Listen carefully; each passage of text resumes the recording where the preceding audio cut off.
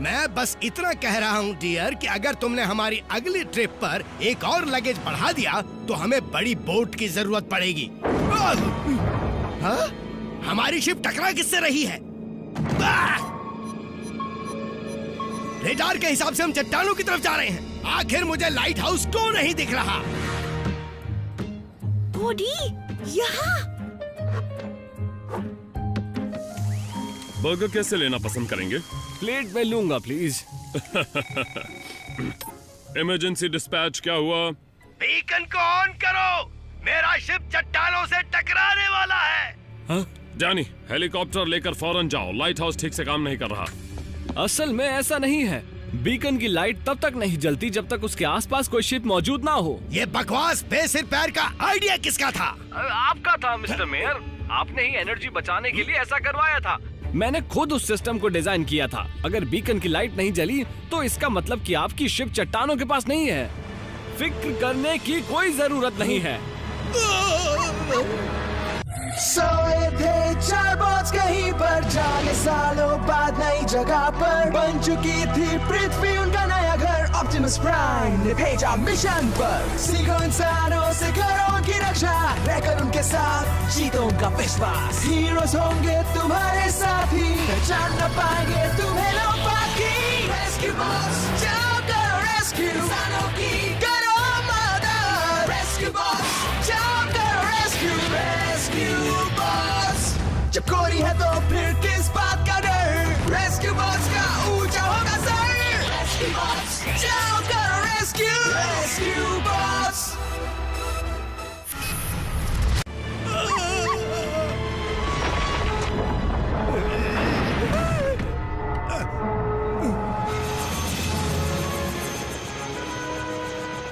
आप ठीक तो है ना मेयर लस्की?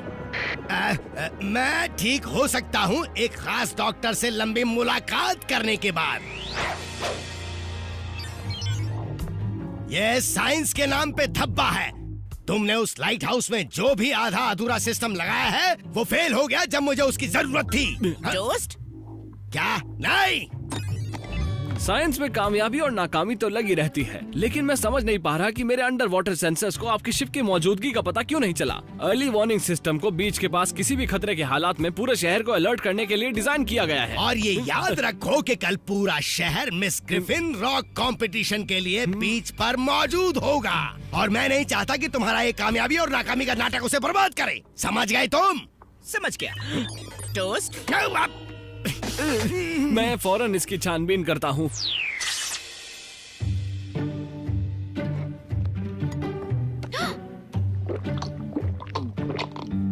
कैसे हो बच्चों? तो तुम बड़ी मछलियां पकड़ने के लिए तैयार हो?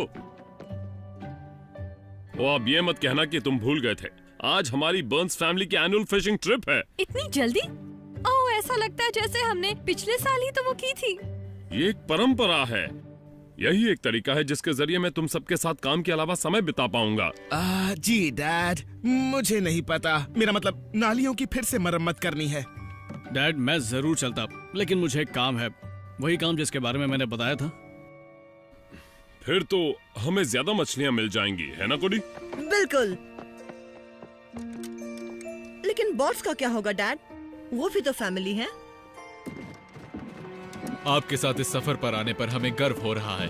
तुम शिप को देखोगे तो बस देखते रह जाओगे। द डार्बी एवा, ये सबसे शानदार शिप है। ये तो हिल रही है। ध्यान से बोल्डर, तुम्हें शिप पर खुद को संभालना सीखना होगा। खुद को संभालने से मतलब क्या हमें अपना ख्याल खुद रखना होगा? नहीं नहीं नहीं नहीं, संभालने का मतलब है ब्लेड्स। तुम किसका इंतजार कर रहे हो? मैं शिप पर आने के लिए आपकी इजाजत चाहता हूँ मेरे कैप्टन। पिछले कुछ समय से वो काफी पुरानी पायरेट मूवीज देख रहा है। मैंने इजाजत दे दी, मैं तुम्हें फर्स्ट मेट बनाता हूँ। First mate? ये हुई ना बात। ऐसी बात जिसमें कोई दम नहीं।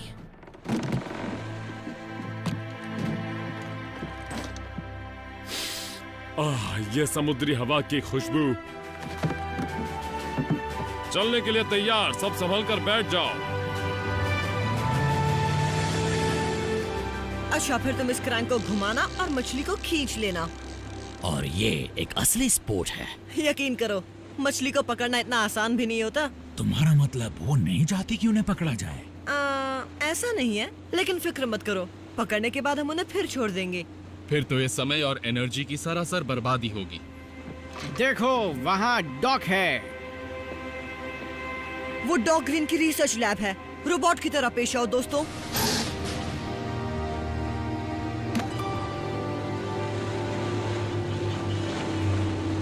चीफ, मैंने पता लगा लिया है कि कल रात मेरे डेटा सेंसर्स खराब क्यों हो गए थे। देखो। वैसे ये क्या चीज है डॉक? ये इलेक्ट्रोमैग्नेटिक रे है, या फिर थी जब तक इसे किसी ने तोड़ा नहीं था। ये इक्विपमेंट पानी में एक पल्स भेजता है, फिर मेरे सेंसर सही सही एनालाइज करते हैं कि वो सिग्नल क्या पता लगा रहा है। अगर कोई इलेक्ट्रोमैग्नेटिक पल्स बाहर नहीं जा रही है तो कोई डेटा इसमें नहीं आएगा और लाइट हाउस तक कोई मैसेज नहीं पहुंचेगा। पता नहीं था इलेक्ट्रोमैग्नेट्स पानी के अंदर भी काम करती हैं। नहीं करती, मेरे बनाए मैग्नीफायर के बिना नहीं करती। मेरा सुपर पल्सर लाखों मील समुद्र को कवर करता है। मैं तुम्हें ये भी बता सकता हूँ कि मछलियाँ कहाँ खाना खा रही हैं। नहीं थैंक्स डॉक, पुराने तरीके से ही पता कर लेंगे। अच्छा, कम से कम इसे तो ले जाओ। मेरे पापा की लकी फिशिंग रॉड, ये इलेक्ट्रोमैग्नेटिक चारा इस्तेमाल करती है। बढ़िया, थैंक्स डॉक। लेकिन अगर तुम सिर्फ फिशिंग कर रहे हो तो फिर तुम्हारे रोबोट साथ में क्यों आए चीफ? पानी के पैंतरे सीखने। Bye dock.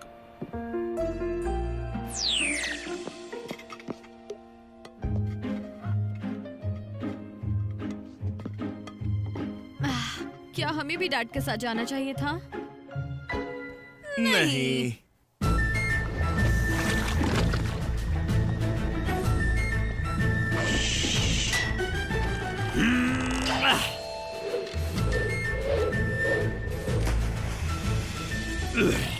मैं सिर्फ अपने हाथों से ही मछली पकड़ सकता हूँ। फिशिंग का मतलब सिर्फ किसी चीज को पकड़ना ही नहीं होता हीटवेव, ये साथ में समय बिताने का एक जरिया है और एक परंपरा भी। घर का बना चारा, बर्न्स फैमिली की रेसिपी। मछली खुद को रोक नहीं पाएगी। देखो,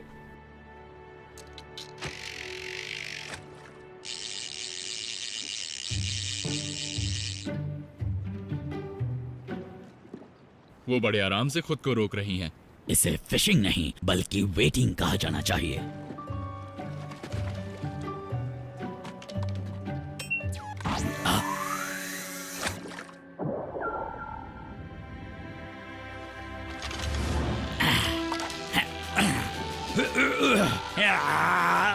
हीट वेव, उसे अंदर घुमाओ।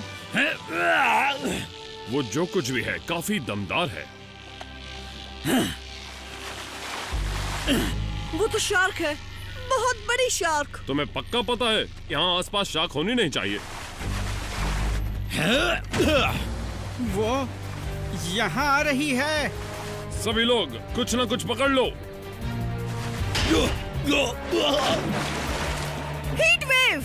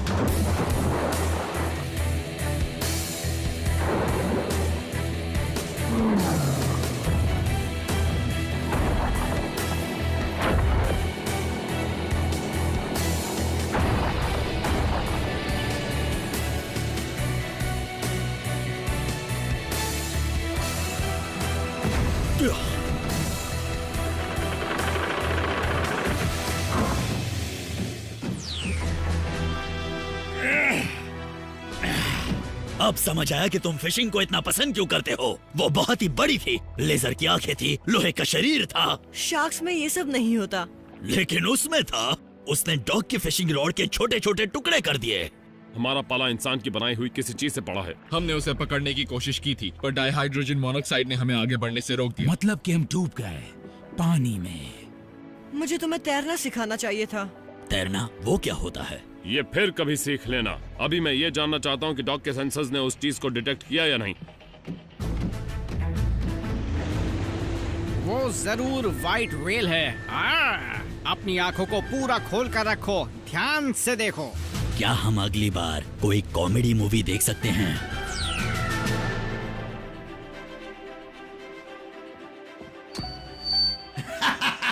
ओह, मिस ग्रिफिन रॉक पैजेंट ने इतना शानदार स्विम सूट कंपटीशन अब तक बिल्कुल नहीं देखा था। सिर्फ उस समय को छोड़कर जब तुम जीती थी डियर। हाँ, लेकिन मिस ग्रिफिन रॉक बनने का मतलब सिर्फ सुंदर होना ही नहीं है, इसका मतलब समझदार होना भी है। अंदाजा लगा ही चुके होंगे, अब समय है स्पीड कैलकुलस राउंड फाइनलिस्ट का। ओह, क्या तुम फाइनलिस्ट का नाम बताना पसंद करोगी माय डियर? शार्क!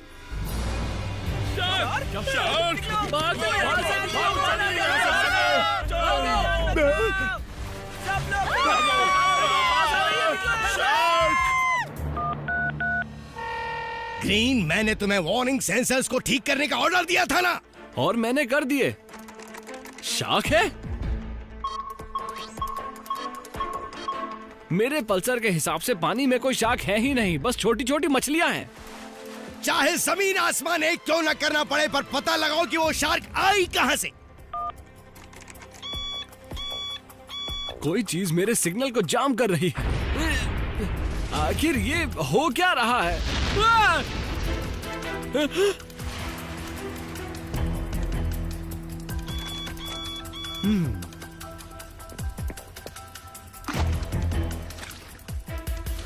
फिर से? मुझे लगता है इस बार कैमरे ने तुम्हारी फोटो जरूर ली होगी।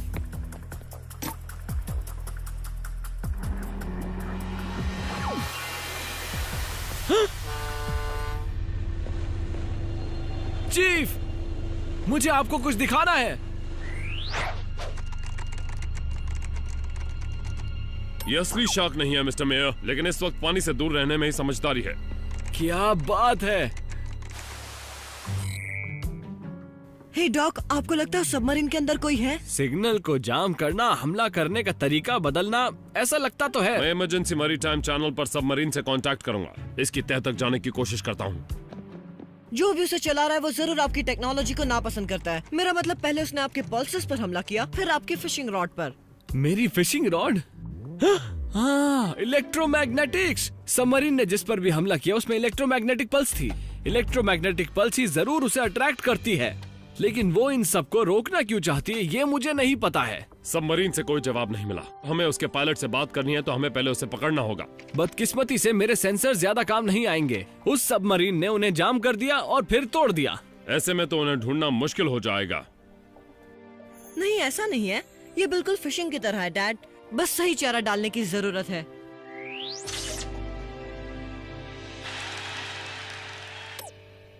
मुझे यकीन नहीं होता कि इस साल हमें फिशिंग ट्रिप पर नहीं जाना पड़ा। शायद हमें बॉट्स को शुक्रिया कहना चाहिए। पता है, बोट पर वो कुछ दिन बहुत ही मजेदार थे। हाँ, याद है एक बार गलती से केट मछली का चारा खा गया था?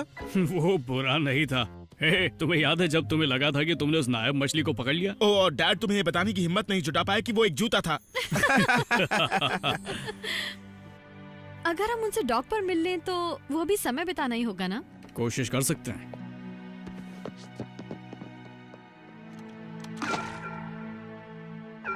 मैंने पल्सर को अपग्रेड कर दिया है, अब वो लंबी दूरी की इलेक्ट्रोमैग्नेटिक पल्स छोड़ेगा। किसी भी हाल में सबमरीन का कैप्टन उससे खुद को बचा नहीं पाएगा। ओहो, तुम यहीं रुको कोडी, ये खतरनाक हो सकता है। कॉम टैप पर मुझे तुम्हारी जरूरत है, हालात पर नजर रखने के लिए। मैं इसे पियर पर छोड़ दूंगा। मैं अब इंतजार करते करते थक गया हूँ। फिशिंग का मतलब तो यही होता है ना? चीफ, जरा सुनिए। जब हमें वो अनजान शिप दिखेगी तो हम उसे पकड़ेंगे कैसे? हम सबमरीन को उस छोटी खाड़ी तक ले जाएंगे। अंदर जाते ही हम बाहर आने का रास्ता बंद कर देंगे। कैप्टन, वो देखिए। देखते हैं ये चारा खाती है या नहीं।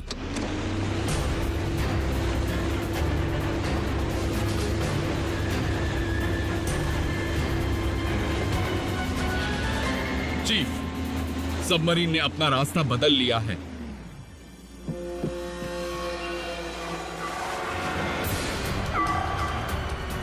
सबमरीन उस फेरी पर हमला क्यों करना चाहती है?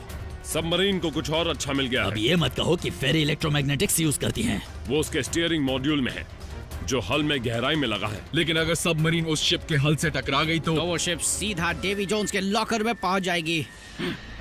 ये तो बुरा होगा।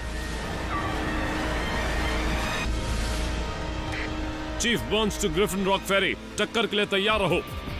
कैप्टन शॉ, खतरा आपकी तरफ बढ़ रहा है, बचने की कोशिश करें। शार्क!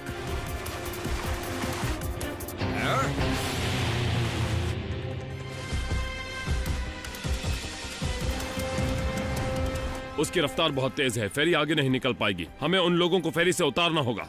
ब्लेड्स, आए आए कैप्टन।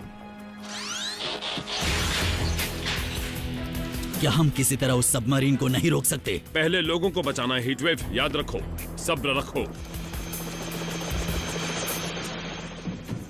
हीटवेव, तुम ये क्या कर रहे हो? मेरा सब्र खत्म हो गया है। अगर वो सबमरीन हमारे पास नहीं आई। हीटवेव, तुम्हें याद है ना, हमारी डेंसिटी की वजह से हम तैर नहीं सकते हैं।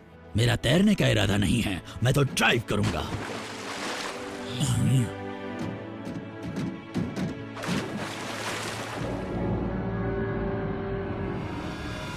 रेस्क्यू बोट्स, बचाव के लिए तैयार।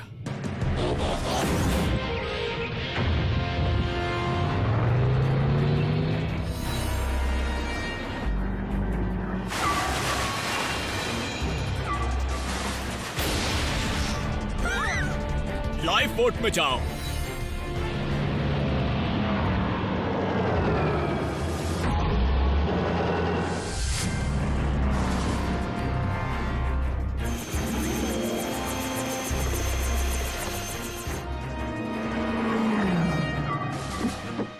डैड, मैं पियर पर लौट आया हूँ। सबमरीन फेरी की तरफ बढ़ रही है। फिर से? फिर तो हमारे पास वक्त कम है। मुझे नहीं लगता कि वो शिप एक और टक्कर झेल पाएगी। मेरे यात्रियों को बचाओ, लेकिन कैप्टन अपने शिप का साथ आखिर तक नहीं छोड़ता। बस इस बार मेरी बात मान लो और शिप से हट जाओ।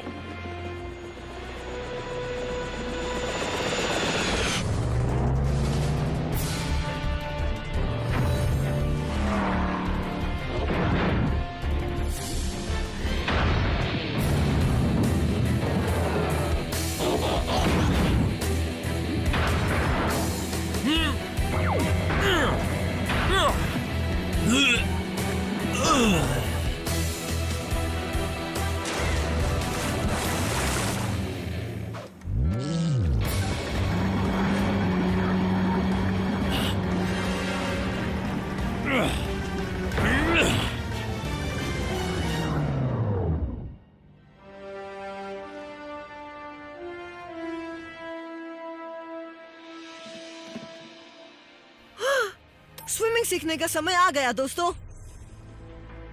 कसकर पकड़ो, अपना मुंह डॉग की तरफ करो और अपनी टांगों से पानी को पीछे फेंको। ये होता है स्पोर्ट। और छोड़ो भी, मैं कभी बोट से पानी में नहीं गिरी। मैंने तुम्हें बचाया था, याद है? नहीं, तुमने नहीं बचाया। हाँ, मैंने जो बचाया भी था। है। पर ये याद रहेगा कि बॉट्स ने अब तक की सबसे बड़ी शार्क पकड़ी है।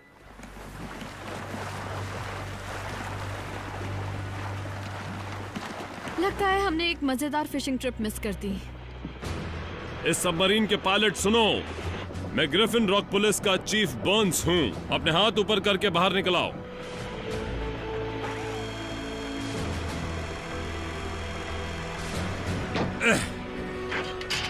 हमने तुम्हें घेर लिया है, तुम बचकर नहीं जा सकते।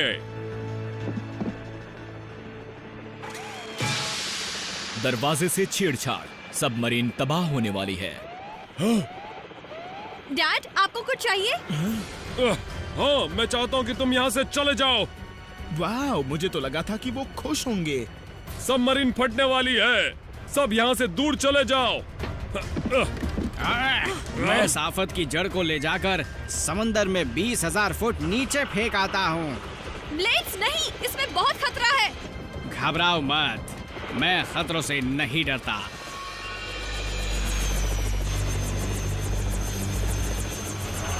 सबमरीन तबाह होने में 3 सेकंड बचे हैं।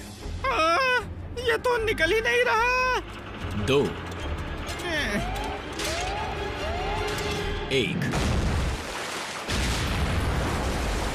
ब्लेड्स!